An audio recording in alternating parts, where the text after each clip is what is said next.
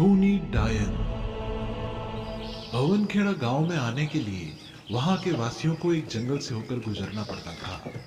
उस जंगल को बरसों से लोग रामतलिया के नाम से जानते हैं। उस जंगल में सभी सुरक्षित अपने गांव पहुंच जाते हैं। वहां किसी भी जानवर का कोई खतरा नहीं था। बस रात को उस जंगल से गुजरते लोग डरते थे। कुछ लोगों का कहना था कि उस जंगल में एक डायन आ गई है जो उस जंगल से गुजरने वालों का खून पी जाती है। बस उसी दिन से सभी गांव वालों ने और आसपास के गांव वालों ने यह नियम बना लिया था कि कोई भी सूर्यास्त के बाद जंगल से नहीं गुजरेगा। और इसी तरह गांव वालों के साथ कोई भी बुरी घटना होने से बच जाती थी। फिर भी कभी कभी इक्का दुक्का कोई गांव वाला अपनी जरूरत की चीज खरीदने शहर चला जाता और लौटते हुए अगर देर हो जाती तो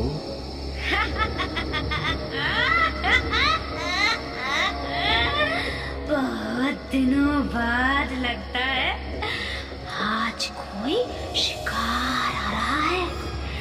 आज तो ताजा और गरम खून पीने को मिलेगा।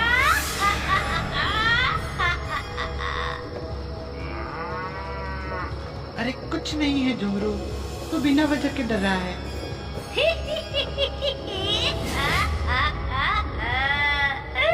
नहीं नहीं, सही कह रहा है तू। अब तू इस दुनिया में नहीं नहीं नहीं, मुझे माफ कर दो डायन जी, मुझे माफ कर दो। डायन का काम माफ करना नहीं, साफ करना है। इसी गांव में एक भोला भाला इंसान रहता है, भोलू राम।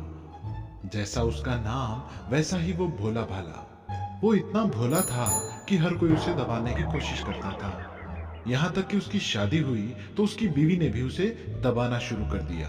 अगर काम से लौटकर कभी भोलू राम ने खाना मांग लिया तो उसकी बीवी शुरू हो जाती थी। चंदा ला खाना खिला दे। खाना खिला दे? कहाँ से खिला दूं? कमाकर घर में अनाज भर कर गए थे क्या? अरे खेत से अनाज काटा तो था, लाया तो था। कब काटा था? कब लाए थे? खत्म हो गया। अरे लेकिन खाऊं क्या, इतनी मेहनत करके आता हूँ। क्या खाक मेहनत करते हो? हाँ, मेहनत करते हो तो दिखता क्यों नहीं है तुम्हारी मेहनत का फल?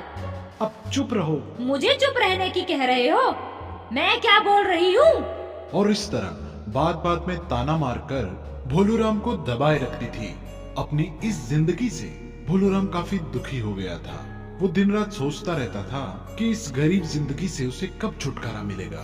एक दिन ऐसे ही वो बाहर से लौटा और जैसे ही उसने घर में कदम रखा, बीवी चिल्ला पड़ी। इतनी देर से कहाँ थे? खेत में काम कर रहा था। आहा, मेरे मायके से भाई भाभी आए थे। तुम जानबूझकर नहीं आए ना? कहीं उनकी सेवा न करनी पड़ जाए। ऐसी बात नहीं है चंदा, वो खेतों में पानी लगाया था। मैं नहीं रहता तो कोई मेड़ काट कर पानी अपने खेत में लगा लेता। तो तुम्हें खेत के पानी की पड़ी है, मेरे भाई भाभी की चाय पानी की नहीं। बेचारे ऐसे ही तुमसे मिले बिना चले गए। जाओ, अभी बस अड्डे ही पहुँचे होंगे, जाकर मिलकर आओ। अभी शाम हो गई है, हो सकता है बस निकल गई हो। नहीं निकल गई होगी। जाओ, अभी के अभी जाओ, वरना आने वाले 2 दिन तुम्हें भी नाश्ता पानी कुछ नहीं मिलेगा। अरे पर मेरी बात तो सुनो। क्या सुनूं? अरे मेरे भाई के खर्चे से ही कई बार हमारा घर का खर्चा चला है। अरे ढंग से कमाने लगो तो मुझे कहना ना पड़े। जाओ, मेरे भाई भाभी को मिलकर आओ। ठीक है, जाता हूँ। भोलूराम अपनी बीवी की बकबक सुनकर तंग आ गया था। सोचा घर में रहकर उसकी महाभारत देखने से तो उसके भाई भाभी को देख आना ही अच्छा है। मगर घर से निकलते ही उसे याद आया कि पैसे तो वो घर से लेना ही भूल गया। बस अड्डे तक कैसे जाएगा? और ये सोचकर वो उल्टे पांव घर लौट आता है तो देखता है उसकी बीवी अपनी पड़ोसन से कह रही है, क्या बताऊं कम्मो, मैं तो इस भोलू राम से तंग आ गई हूँ। क्यों? अब क्या हुआ? इनकी कमाई धमाई कुछ है नहीं। इसलिए अपने रिश्तेदारों से रिश्ता बनाए रखी हूँ। काश इनकी कमाई ठीक से चलती, रहने को ढंग का घर होता, हम भी एक दूसरे को प्यार करके सुखी जीवन जीते। मैंने ना जानबूझकर भोलू राम को अपने भाई भाभी से मिलने भेजा है। देखना, लौटते हुए जब उन्हें रात हो जाएगी तब मैं डायन बनकर जाऊंगी और उन्हें ऐसा डराऊंगी कि दोबारा मेरे सामने जबान नहीं चलाएंगे। चंदा, आज तक मैं तुम्हारी हर बात सुनता आया, कभी तुम पर हाथ नहीं उठाया, पर तुमने हद कर दी। आज अगर तुम डायन बनकर मेरे सामने आई तो मैं तुम्हारी कस के पिटाई कर दूंगा। बाद में तुमने अपने भाई भाभी माँ चाचा से शिकायत की तो मैं मुकर जाऊंगा कि मैंने तो तुम्हें डायन समझकर पीटा था। आओ, आज तुम्हारी खैर नहीं।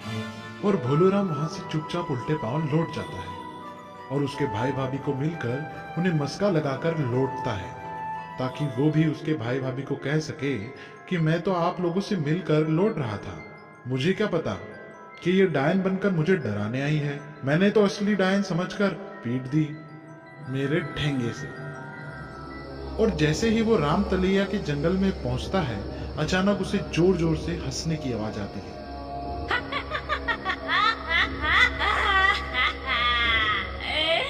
ओह, तो आ गई चंदा मुझे डराने। आ देखता हूँ तुझे। इंसानी गरम खून, आज बड़े दिनों बाद एक तगड़े इंसान का खून का स्वाद मिलेगा। चंदा को पेड़ के पास बुलाने के लिए मुझे डरने का नाटक करना होगा। नहीं, मुझे छोड़ दो, वैसे भी मैं बहुत दुखी हूँ। दुखी है? तब तो और भी अच्छा, इस दुखी जीवन से छुटकारा पा। खून पिएगी मेरा? ले पी पी पी। बरसों का बदला लेना है तुझसे, मेरा खून पिएगी?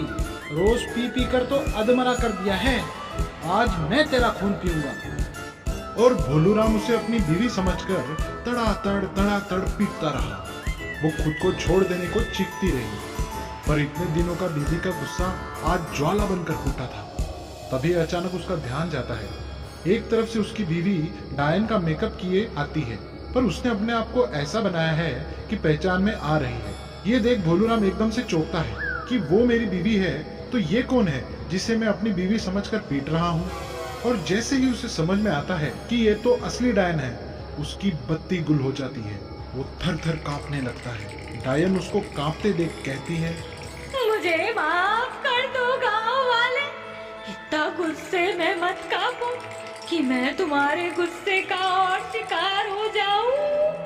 ये तो मेरे डर से कांपने को गुस्से से कांपना समझ रही है। अगर इसे पता चल गया कि मैं डर गया हूँ तो ये मेरा खून पी जाएगी।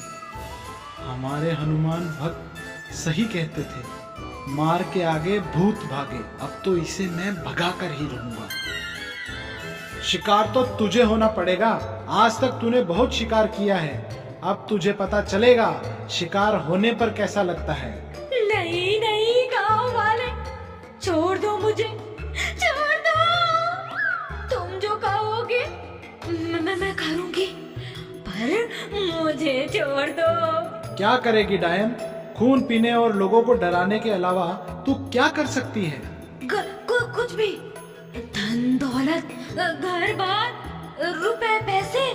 सुनते ही भोलूराम को लगा कि रोज वो भगवान से मांगता था कि मेरी गरीबी दूर करके मुझे सुखी कर दो। लगता है भगवान ने मुझे मौका दिया है। बीवी भी कहती है, अगर मेरे पास सब कुछ हो तो मुझे उसके रिश्तेदारों के सामने झुकना ना पड़े, फिर हम सुखी जिंदगी जिए। वो बिना एक पल गवाए कहता है, तो फिर मेरी 3 इच्छाएं पूरी कर। पहली, मेरे लिए एक बड़ा सा घर बना दे। दूसरी, अब इसमें इतनी दौलत भर दे कि मेरे मरने तक मुझे धन धान्य की फिक्र ना हो। और तीसरी, ये राम तलिया का जंगल छोड़कर कहीं और चली जा, मेरे गांव को अपने डर से मुक्त कर। इसी तरह पूरे गांव को राम तलिया की जंगल की खूनी डायन से छुटकारा मिल जाता है। उसके बाद जब भोलूराम अपने घर पहुंचता है तो देखता है उसकी बीवी आरती की थाली लिए उसके स्वागत में खड़ी है। तब से भोलूराम और चंदा एक दूसरे के साथ सुखी जीवन जी रहे हैं। तो दोस्तों, सच कहा है किसी ने, इंसान अगर ऐन वक्त पर डर के बजाय होश संभाल कर हिम्मत से काम ले तो वो अपनी जिंदगी को खुशहाल बना सकता है, फिर चाहे उसकी मुलाकात खूनी डायन से ही हो या किसी और। अच्छा है, अगर आपने अभी तक हमारा चैनल सब्सक्राइब नहीं किया है तो पहले सब्सक्राइब करिए और हमारी वीडियोस का सबसे पहले नोटिफिकेशन पाने के लिए बेल आइकन दबाना ना भूलें।